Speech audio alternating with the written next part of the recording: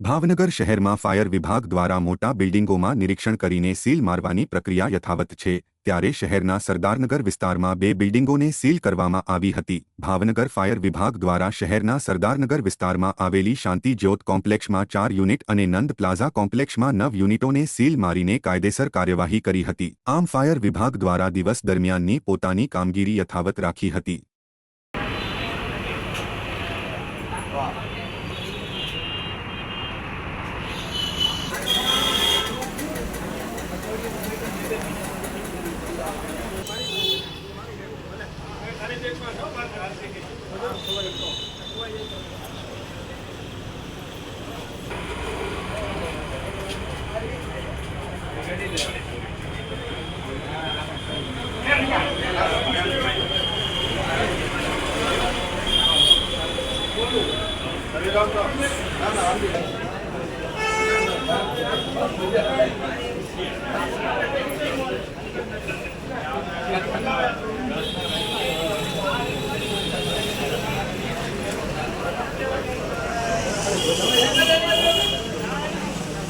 Hả?